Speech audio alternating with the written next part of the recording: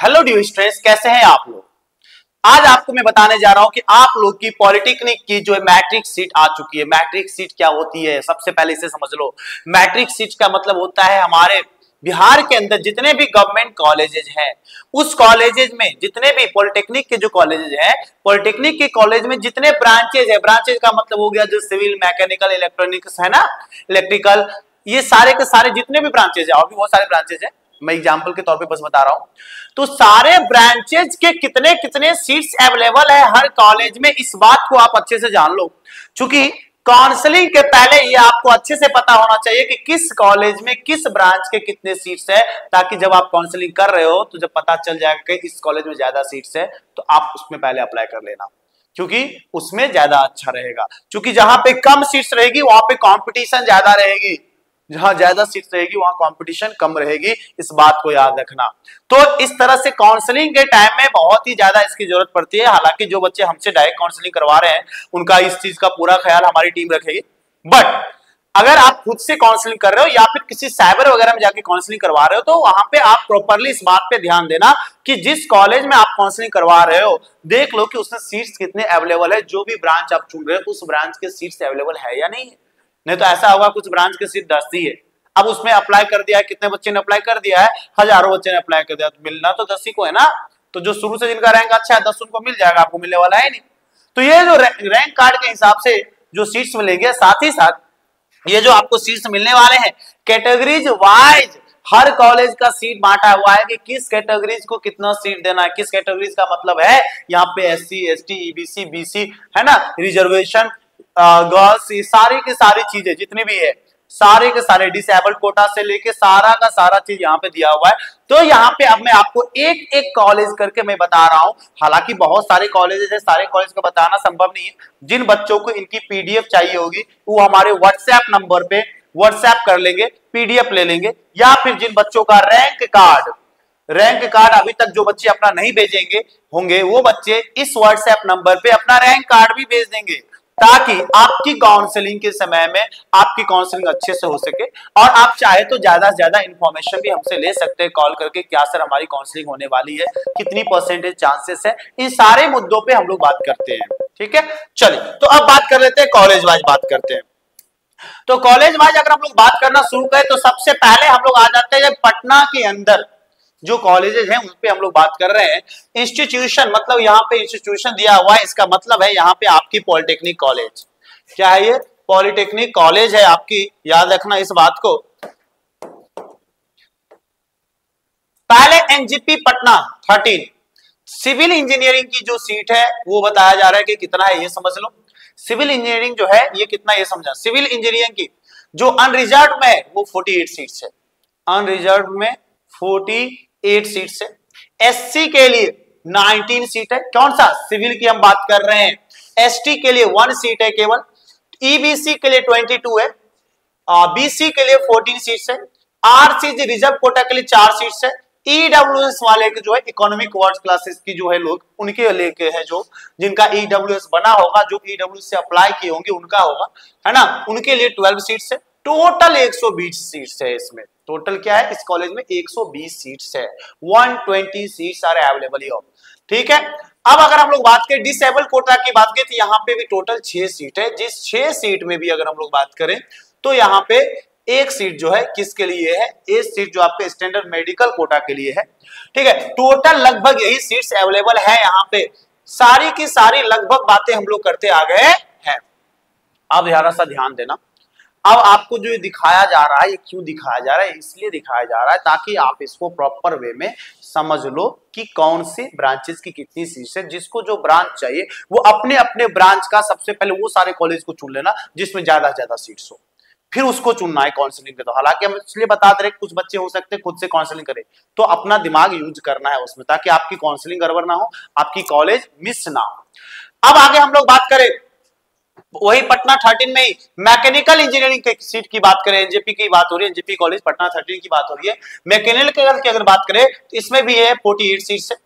ST का 19 है, ST का 1 है, ईबीसी का 21 है ना, बीसी का 14 है, आरसीजी का 4 है, ईडब्ल्यूएस का 12 है। टोटल कितना हो गया? 120 सीट्स है आपके। ठीक है, आगे बात करें इलेक्ट्रिकल इंजीनियरिंग की अगर बात करें तो इलेक्ट्रिकल इंजीनियरिंग की इसी कॉलेज में 36 सीट्स है, एससी का 15 है, एसटी का 1 है, ईबीसी का 16 है, बीसी का 11 है, आरसीजी का 2 है, ईडब्ल्यूएस का 9 है, टोटल 90 सीट्स है इसमें आपके।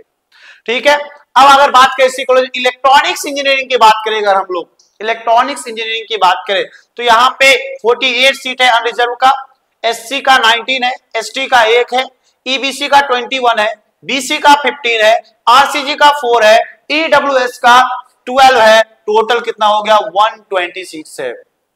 मैकेनिकल इंजीनियरिंग की बात करें जिसे हम लोग ऑटोमोबाइल भी कह सकते हैं, मैकेनिकल की बात करें अगर तो 24 सीट्स है, 9 सीट्स है एससी का, एसटी का 1 सीट है केवल, ईबीसी का 11 सीट्स है, बीसी का 7 सीट्स है, रिजर्व कोटा में 2 सीट्स है, ईडब्ल्यूएस का 6 सीट्स है, टोटल कितने सीट्स है 60 सीट्स है आपके।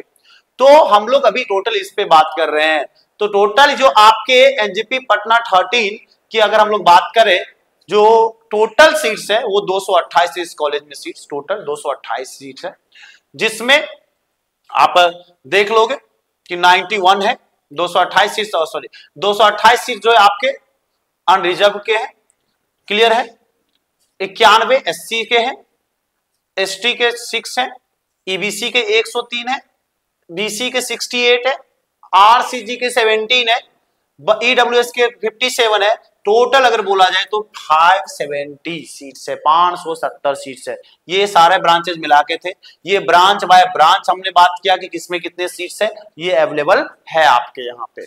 तो आप जब भी काउंसलिंग करें तो पूरे ध्यान से काउंसलिंग करें। अभी तो मैंने सिर्फ एक का बताया है, अभी जीपी पटना 7 का बचा हुआ है, मुजफ्फरपुर का बचा हुआ है, सारे डिस्ट्रिक्ट का बचा हुआ है, और अगर मैं एक एक करके बताऊं तो बहुत सारे टाइम, बहुत ज्यादा टाइम लगेगा, इसलिए मैं आपको 2-3 को केवल बता दे रहा हूं। बाकी आपको जिन बच्चों की इस पीडीएफ की जरूरत होगी वो व्हाट्सएप पे मैसेज कर देंगे, उन बच्चों को ये पीडीएफ डायरेक्ट मिल जाएगा, शेयर कर दिया जाएगा व्हाट्सएप पे, वो आप अपने हिसाब से अगर काउंसलिंग करोगे तो करवा लेना, अपने हिसाब से देख लेना किसमें कितने सीट्स है, उस हिसाब से करवा लेना, या फिर आप चाहे तो अपना रैंक कार्ड इस व्हाट्सएप नंबर पे भेज सकते हैं ताकि यहाँ के एक्सपर्ट से काउंसलिंग करवा सकते हो। और सबको पता है कि काउंसलिंग स्टार्ट हो रही है 27 से, 27th of June your counselling is being started.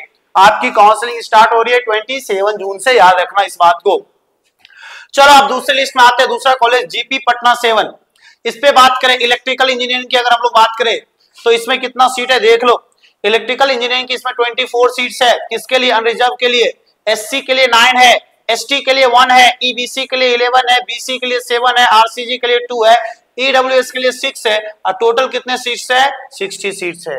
Mechanical की अगर बात करें तो इसमें क्या है 27 है, सॉरी 24 है, एससी के लिए 10 है, एसटी का है ही नहीं, 0-0 चल रहा है, ठीक है। चलो आगे बात कर ले, ईबीसी की 11 है, बीसी की 7 है, आरसीजी की 2 है, ईडब्ल्यूएस 6 है, टोटल 60 सीट्स है।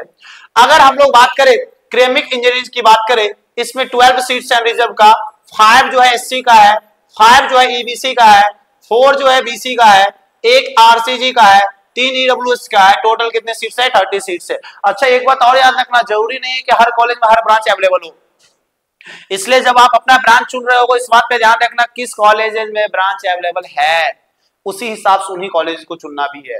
हर कॉलेज हर ब्रांच नहीं देगा, कम से कम ब्रांच 4 होगा, ज्यादा से ज्यादा 8 ब्रांच होगा हर के पास, उससे ज्यादा ब्रांच नहीं रहेगा किसी के पास, ठीक है। चल तो यही बात है हम लोग का। अब इलेक्ट्रॉनिक्स इंजीनियरिंग की बात करें तो अनरिजर्व में 24 सीट्स है, एससी में 9 सीट्स है, एसटी में 1 है, ईबीसी में 11 सीट्स है, बीसी में 8 है, आरसी रिजर्व में 1 है, ईडब्ल्यूएस में 6 है, टोटल इसके पास 60 सीट्स है। टेक्सटाइल इंजीनियरिंग की बात करें 12 सीट्स है। देखो ये टेक्सटाइल वगैरह हम लोग के पहले वाला में नहीं था ना, एमपीजी पटना में नहीं था, केवल उसमें कितने ब्रांचेस थे 1 2 3 4 5 6 ब्रांचेस थे, है कि नहीं है। पर इसमें देखो टेक्सटाइल इंजीनियरिंग भी है, तो टेक्सटाइल की अगर बात करें 12 सीट है।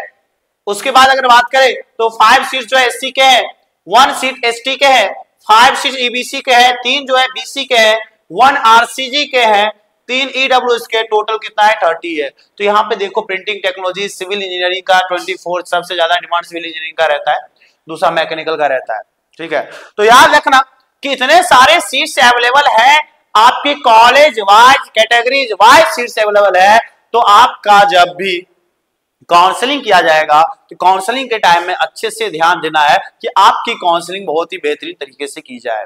बाकी मैं आपको हर कॉलेज के बारे में जितना भी आपको जानकारी चाहिए आपको सारा का सारा पीडीएफ में दे दूंगा। आप देखो यहाँ पे सारे कॉलेजेस हैं, एक एक करके लिस्ट आया हुआ है और आज ये लिस्ट आज ही जारी किया गया है। आपको बता दें कि लिस्ट जो है ये लिस्ट आपकी आज ही जारी की गई है, साइट पे डाला गया है और ये लिस्ट आपके सामने आपके पास सबसे पहले हमने पहुंचाने का काम कर दिया है ताकि आपको पूरी तरह से सहूलियत रहे, किसी तरह की कोई प्रॉब्लम ना रहे। जितने भी बच्चे हमसे जुड़े हुए हैं चैनल्स को सब्सक्राइब कर ले ताकि आपको पूरी की पूरी आपकी नॉलेज के लिए आपकी सारी वीडियोज आप तक पहुंच पाए। लोगों में शेयर कर दे, दोस्तों में शेयर कर दे ताकि हर बच्चे तक जानकारी होना जरूरी है।